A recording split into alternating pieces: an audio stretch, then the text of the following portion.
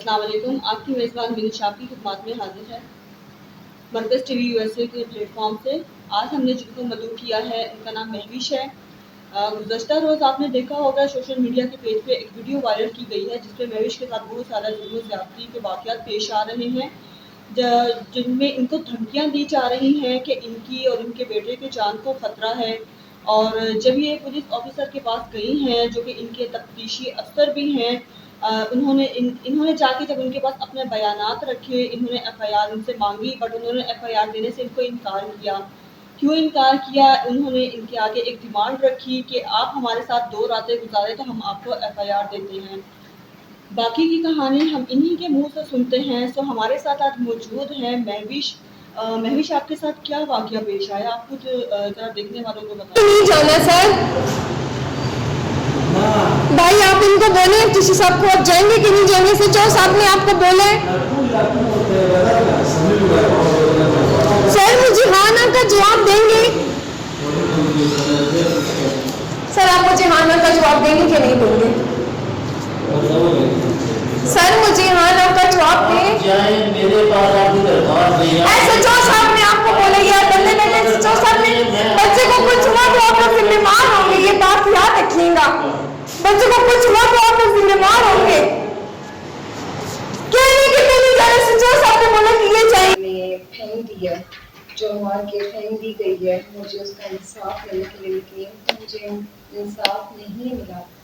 और फिर जब मेरा इनको गिरफ्तार करवाया, ये अरेस्ट हुए, उसके बाद इन्होंने मेरी शादी मोहम्मद तारिक से करवाई, जिस साहब ने जिंदगी को अंदर छीन रिकॉर्ड है। तो मुझसे इतना नहीं पूछा गया कि आपके साथ ये होगा या आप कुछ लिखा लिखाई करेंगे, खाली कुछ उन्होंने बोला कि आप निकाह करोगे तो मैं आपको बरी कर दूंगा। तो उसने मेरे साथ निकाह किया। निकाह करने के बाद 1 साल केस चलता रहा। उस दौरान मेरा दूसरा बच्चा पैदा हुआ।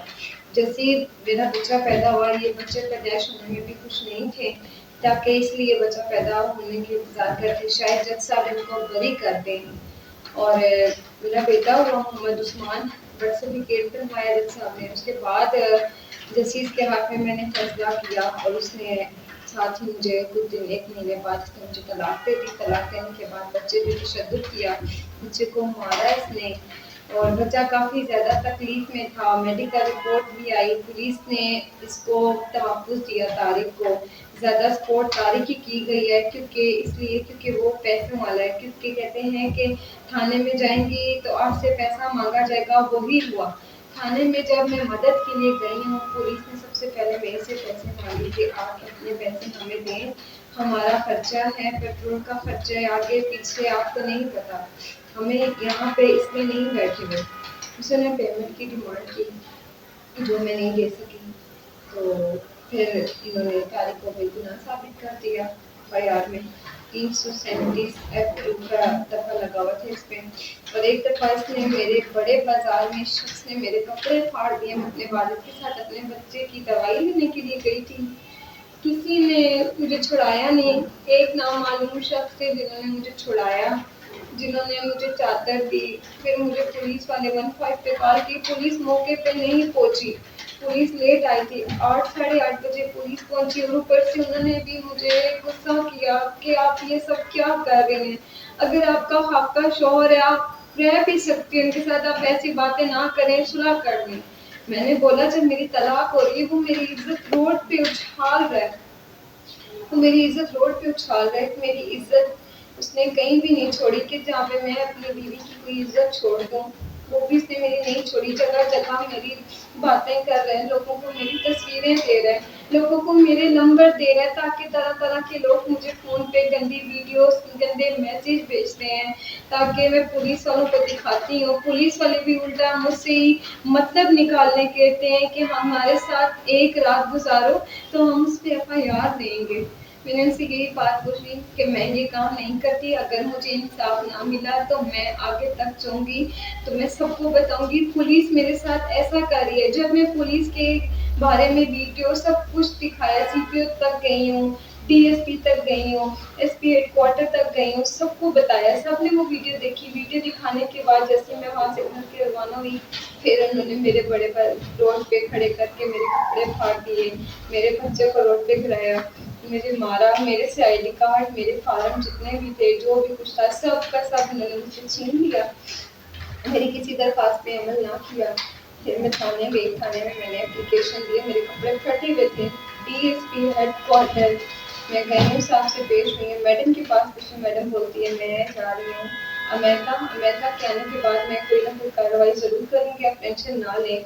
वैसे जो सबसे मैं बात करती हूँ, वैसे जो सबसे यही बात करूँगी कि आप FIR दें, तब टेंशन ना लें, उसको सज़ा मिलेगी। अब तक उसको सज़ा नहीं मिली, उल्टा मुझे जो साहब ने बोला कि मैं बेटा आपकी मदद करूँगा। मेरी मदद उन्होंने की नहीं, सिर्फ उन्होंने मुझे दिलासा दिया कि मैं आपकी मदद करूँगा। जिससे मुझे थाने में कॉल करके बुलाया, बुलाने के बाद मुझे कहते हैं कि आप 2 लाख रुपया ले लें, बच्चा तारिक को लिख दें, अगर आप बच्चा तारिक को नहीं लिख के देंगी तो हम आपके खिलाफ कार्रवाई करेंगे। जिस वजह से मैं परेशान हो गई, मैंने मीडिया वालों को बताया, मैंने फ़ोन किया, मैं लोगों की मदद मांगने लग पड़ी, मैं जगह जगह भागी, मैं लोगों के पास गई मेरी मदद करे। छोटा सा बच्चा मैं कहाँ लेके जाऊँ, मैं अपने बच्चे की जान बचा रही हूँ, उल्टा वो पुलिस वाले कहते हैं हम तुम पे FIR देंगे, मुझे फ़ोन करते हैं, मुझे ब्लैकमेलिंग करते हैं, मुझे पुलिस बुला रही है।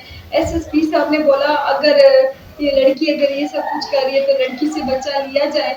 SHO साहब तारिक की सपोर्ट कर रहे हैं, तारिक को कॉम्प्रोमाइज़ कर रहे हैं, और वही SHO साहब SSP साहब को बताया कि जो भी कुछ कर रही है माँ कर रही है, माँ कभी अपने बच्चे को मारेगी नहीं, माँ हमेशा अपने बच्चे की हिफाजत करती है, माँ अपने क्या दूसरों की भी बच्चे की हिफाजत करती है, अपने बच्चे समझ के। ये कौन सा इंसाफ है जहाँ पे बच्चों को जान से मारा जा रहा है, बच्चों को कत्ल किए जा रहे हैं। क्या यही है दुनिया में, यही रह गया कि लोगों के बच्चों की जान ली जाए, लोगों के बच्चों को धमकियां दी जाए, कत्ल किया जाए? क्या ये इंसाफ है हमारे मुल्क का? अगर ये इंसाफ है तो फिर और क्या रह गया पीछे? क़यामत की निशानी है ये। हमें इंसाफ तो नहीं मिला, कम से कम हमारे बच्चों को इंसाफ मिले।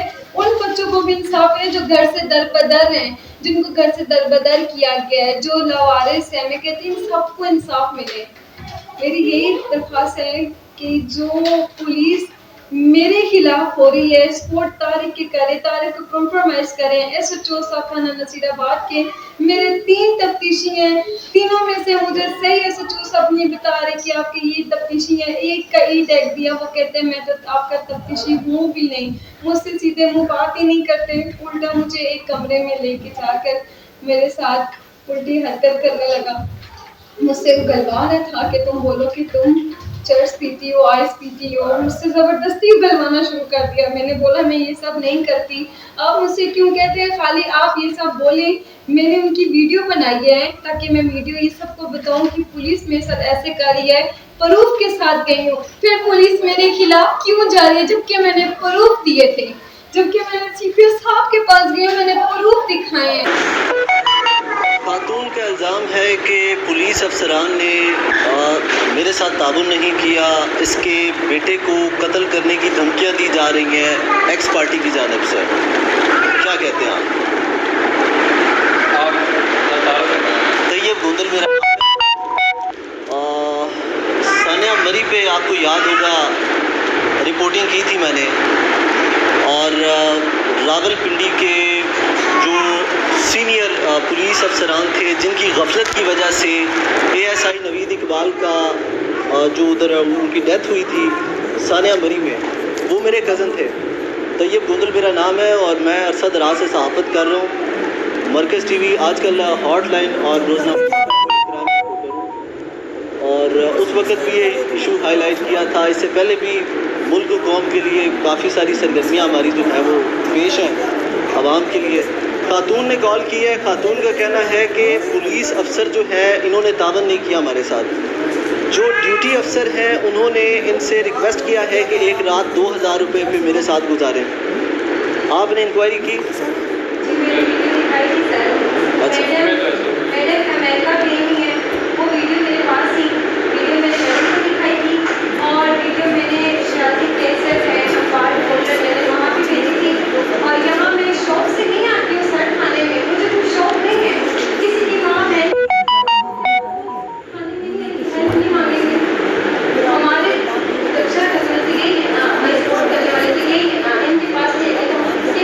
मैडम आप अपने से बताइए कि आपको ड्यूटी अफसर ने क्या कहा था?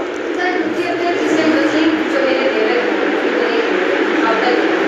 वो मुझे कहते हैं कि इस लड़की को कमरे में लेकर जाए। वेटिंग मैंने इतने भी गलती उसमें मैंने बताया हाल तो मैंने सर एक वर्ष के बाद मैंने मुझे फौरन ब्लॉक कर दिया सर। यहाँ पे भी मैं गई हूँ, यहाँ पे सेल कंप्लेन नंबर है, शाह साहब हैं जो साफी हैं, मुंशी हैं सचो साहब की, उन्होंने भी ये वीडियो देखी है। उन्होंने भी बोला कि नसीराबाद वालों ने आपके साथ गलत किया, उन्हें ऐसा नहीं करना चाहिए। उन्होंने कॉल करवाई है, उन्होंने यही बोला कि इसके साथ इंसाफ करो, छोटा सा बच्चा ही कहाँ जाएगी। पहले भी इसके साथ बहुत ज्यादती हुई है, इसकी बच्ची को मार के फेंक दिया गया। अब तो मुझे इंसाफ दे दें, अब तो मैं इंसाफ की तरफ पे खड़ी हुई हूँ। एक बार मुझे इंसाफ दे दें, मेरे छोटे बच्चे का इंसाफ दे दें। मुझसे छठ मेरे बच्चे का दूध, मेरे बच्चे की हर एक चीज छीन ली गई है। मेरे बच्चों को जान से मारने की धमकियां दी जा रही हैं। पुलिस वाले मुझे धमकियां दे रहे हैं, अगर तुमने ये मीडिया वालों को हमारे खिलाफ नोटिस दिए, जो भी कुछ दिया, तो हम तुम्हें जान से मार देंगे। क्यों? ये इंसाफ है? ऐसा इंसाफ है कि पुलिस वाले बोलते हैं कि एक रात हमारे घर गुजारो 2000 रुपए में। क्या ये जायज है? एक औरत मदद मांगने जाती है नसीराबाद थाने से, तो वो क्या है 2000 रुपए के पीछे एक रात गुजारने को मांग रहे हैं। क्या माँ ऐसी हो सकती है कि सजा दिलवाने वाले को एफटीसी के सामने पेश हो जाए कि 2000 में वो अपने एक बच्चे को इंसाफ दिलवाने के लिए एक रात गुजारे? एसएचओ साहब ने मेरी बात पे नहीं सुनी। एसएचओ साहब ने भी वो वीडियो देखी, एसएचओ साहब ने कोई कार्रवाई नहीं की, उल्टा वो मुझे बुलाते रहे, मुझसे बैठाते रहे। बात वसीम की हुई जो मुलाजम है, स्टेबल है, मेरे खाफका देवर हैं, उन्होंने बोला कि बच्चा जो उनसे हमें दे दें। एसएचओ साहब का ये बयान था कि बच्चा अभी मरा नहीं है, बच्चा अभी मरा नहीं है, बच्चा जिंदा है। जब बच्चा मर गया तो फिर आना थाने में। ये मैं बार बार हर मीडिया में भी यही सवाल कर रही हूँ कि बच्चा मरा नहीं है, जब बच्चा मरा तो फिर आना, फिर एफआईआर कटेगी तुम्हारे हस्बैंड के खिलाफ।